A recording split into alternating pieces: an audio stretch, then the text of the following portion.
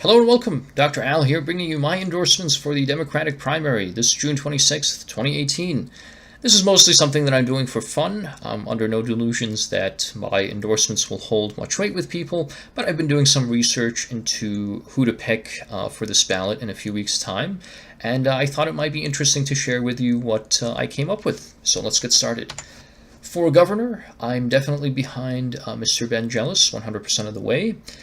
For many reasons. The first is I believe that he is right on the issues, particularly when it comes to healthcare and his plan for Medicare for all, universal healthcare system in Maryland. I think that is he's the candidate who best supports that view, and with him as governor, I think we have a real chance of getting such a system in place in our great state. In terms of beyond being correct on all of the issues, he also has instant name recognition. I think most people have heard of him as the former head of the NAACP and know about his strong progressive body of work when it comes to numerous different pieces of legislation that he supported, including abolishing the death penalty, bringing same-sex marriage to Maryland, and a host of other issues.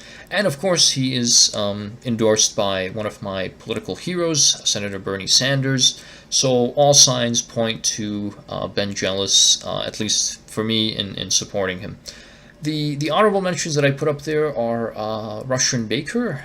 He is I think he's the candidate who I would say the establishment support within the Democratic Party goes primarily to him. He did a great job as PG County executive, and particularly in sort of taking over the public school system there and trying to bring some much needed reforms to it in Prince George's County. My only opposition to him is I don't believe that he's charismatic enough. And when it comes to this election, no matter who wins on the Democratic side, they're going to have a really, really tough time defeating a very popular Governor Hogan. I believe his approval rating is something like 71%. So it's a long shot that we're going to have anyone who is able to beat Governor Hogan, despite there being more registered Democrats than Republicans in our state.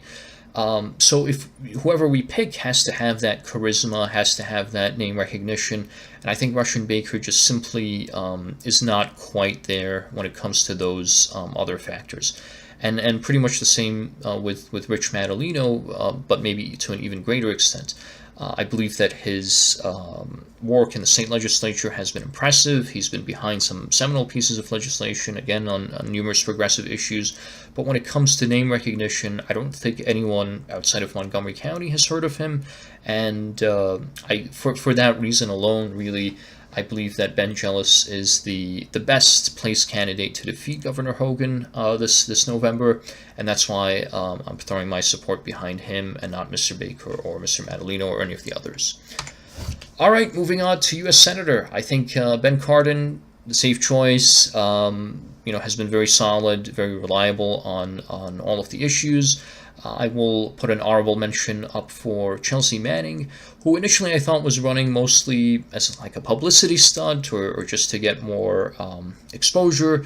But in looking at Miss Manning's website, I found myself agreeing with the vast majority of the policies that she put up there, particularly when it comes to having, taking more money away from the defense budget and going to support universal health care, environmental protections, trying to clamp down on the surveillance state. So all of those policies, I thought, even though in some cases she goes maybe a little bit further than I would like, it would be nice to have one voice out of the 100 in the Senate who strongly believes in those views. But still, on balance, I think Ben Cardin is the safer choice for us in terms of having just a solid Democrat with some, still some progressive policies and a strong voice for us in the U.S. Senate. So my support is for him. Honorable mention goes to Chelsea Manning. In terms of the House of Representatives, I live in District 6, so on my ballot are a number of excellent candidates. My support goes to Dr. Nadia Hashimi. And looking at her website again, she's for universal health care, which is something that I strongly believe in. She is also a strong advocate for women's rights, environmental protections, a host of other issues. And her experience as a pediatrician really drove home my comfort with her as another physician, as someone who is able to bring that unique perspective of being a healer to high public office. So for that reason, I support her. Honorable mention, and this was very, very close, goes to Miss Aruna Miller, who had very much the same stances on issues as Dr. Hashimi. In the end, it just was, I'm a little bit biased. I went with the physician instead of the engineer.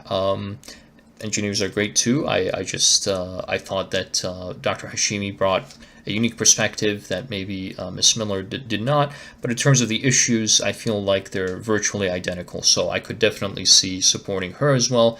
But my vote will go to Nadia Hashimi this June 26th. For State Senate, I live in District 17. Cheryl Kagan is unopposed, but I still thought it would be worthwhile to bring up her name here just because of all of the strong work that she has done for our district and for Montgomery as a whole. I think she's an amazing candidate. I think she will destroy the Republican in November, and I look forward to her serving us for another 4 years in office. The only thing that she proposed that I was disappointed did not pass was her proposal to ban styrofoam, or more accurately polystyrene containers. And even though it passed her committee in the Senate, there was another committee where it was deadlocked 5-5, and the House of Delegates didn't end up taking up her bill, so it was defeated or died as a result. So hopefully she'll be able to bring that back up in next year's session, and hopefully we'll see that on the books as well. When it comes to the House of Delegates, I'm a little biased here since I'm running for one of those 3 seats. Again, very briefly, I'm a ordinary citizen, physician, scientist, but mostly I'm interested in being a citizen legislator, bringing forward some ideas for our district and supporting things like universal health care, the Medicare for All system that I mentioned earlier. I'm also very much in favor of the bill to bring 100% clean and renewable energy by 2035 to Maryland. I think that's something that is achievable, that we have to strive for. And I want to also get more state aid for our education spending. I think that the education formula can be reformed to bring more support from the state for students for whom English is a second language, and for students who are getting reduced or free meals, which we increasingly have in our district and in Montgomery County.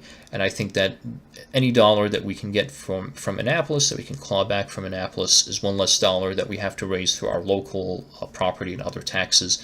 So I hope that you vote for me for that reason. The other 2 people that I will be supporting are first Mr. Jim Gilchrist. He is one of the current delegates. I believe he's been there now for 12 years, and so I think he deserves another 4 in office. This is mostly his in terms of his policy issues, I think we're essentially on the same page with the vast majority of pieces of legislation. He also was one of the sponsors for the 100% clean and renewable energy by 2035 bill in the House of Delegates that did not pass in the last session.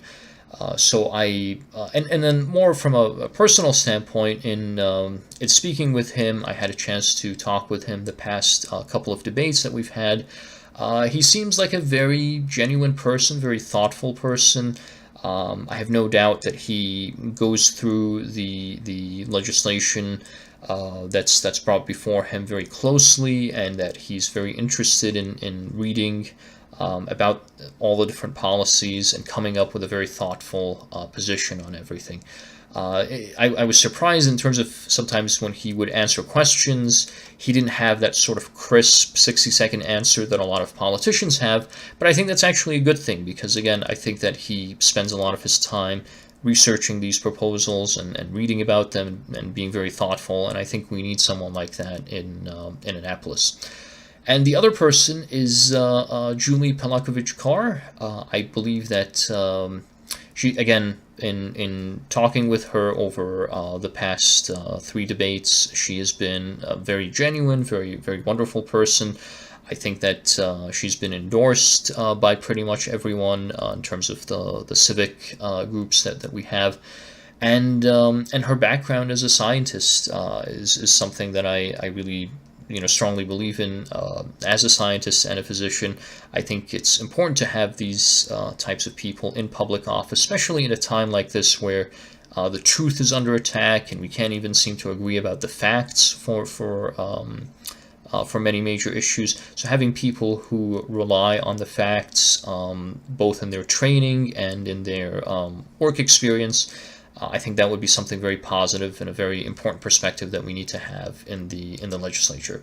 And as honorable mentions, I list everyone else. I think you can't go wrong in this race. Any 3 people that you pick will do a fine job, I'm sure. Kumar Barve is our current and longest-serving legislator. He was, I believe, the first Indian American to achieve office in any state legislature, not just in Maryland, in the whole country. The reason that I put him under honorable mentions is because the first is he unfortunately is not in favor of the 100% clean and renewable energy by 2035 bill. And being the chair of the Environmental and Transportation Committee, that is something that is unfortunate. If he doesn't agree with it, I'm sure it's not going to go anywhere.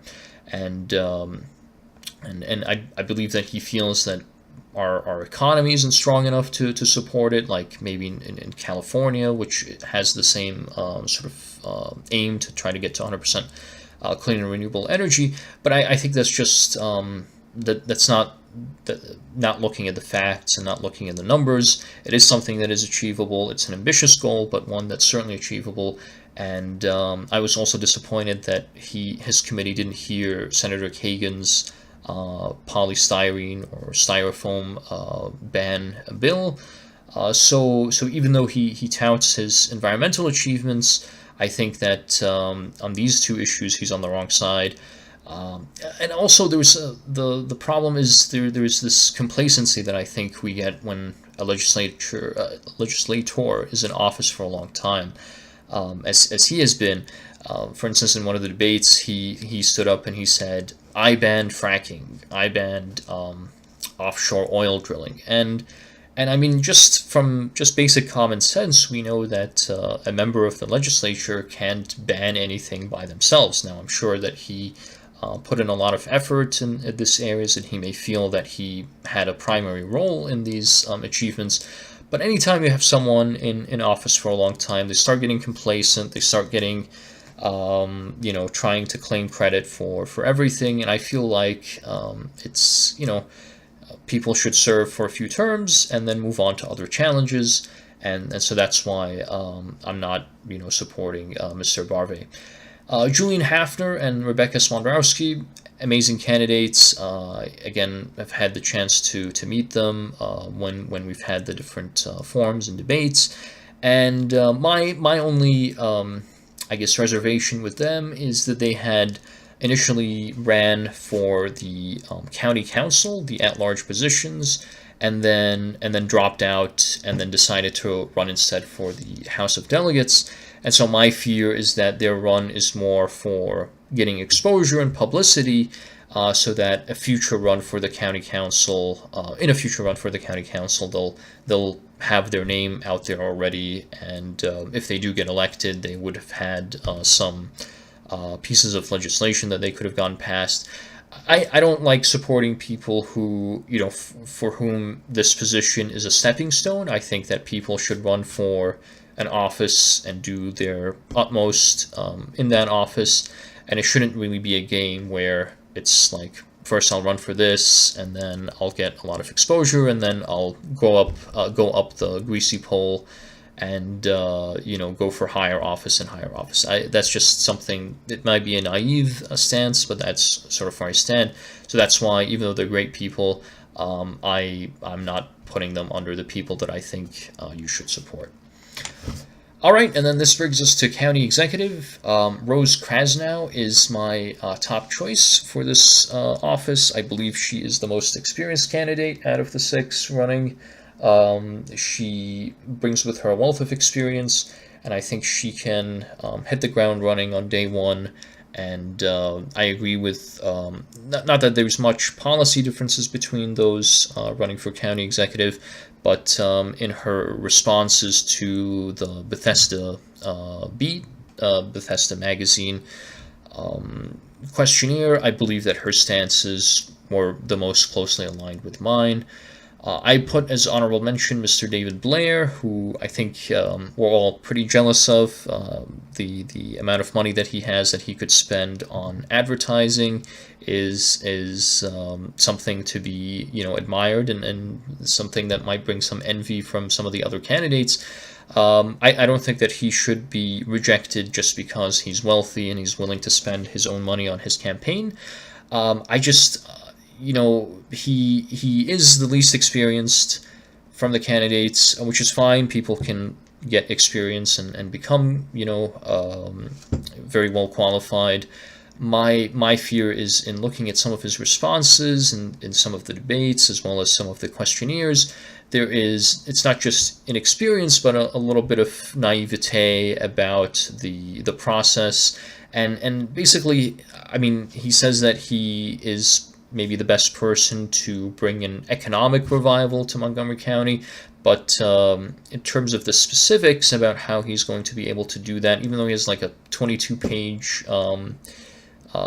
document that I was able to read, there was nothing in it that was particularly new or exciting or that different from what anyone else as county executive would do. So that's why, even though I like him, I like Ms. Krasnow more, and I will be supporting her in a few weeks' time. And for County Council, I live in District 3. I think Sidney Katz has done a terrific job. I wholeheartedly endorse him. His strong record, not only in the County Council, but also as governor as mayor of Gaithersburg, has been excellent. And on the County Council, he's been a very pragmatic, sort of common sense, he brings that common sense, pragmatic perspective to the council dealings. And I think with the potentially so many new people on the council, it'll be great to have someone who knows how the council works and also has pretty common sense approach to things. One example is this most recent controversy with the current county executive changing the way, or wanting to change the way that contracts are given out for the stormwater projects. And Mr. Katz, I think, had the best common sense approach of being on the same side as the current county executive on that issue. So I really like him. I had a chance to briefly meet him as well, and he just oozes sincerity and caring about this district and the whole county. So I very much would like to support him. And finally, County Council at large, there's 33 people running for 4 positions. I'm still going through their different, stated positions. And I think this has gone on long enough already, so I will hopefully be back in a week or so to tell you who my top 4 choices are for this very overwhelming election, where we have so many great candidates, but we can only pick 4. So please tune in for, if you enjoyed this, tune in next time, where I'll go over the county council and maybe some of the other down ballot positions. And please feel free to leave a comment, or tell me why you agree or why you disagree with what I've said here today. I'd love to hear from you. I'm very much a political novice and someone who isn't a career politician, so hopefully my perspective will be helpful to you. But if it is not, I'm always happy to hear and willing to change my mind with the right evidence. Thank you so much for watching. Dr. Al signing off.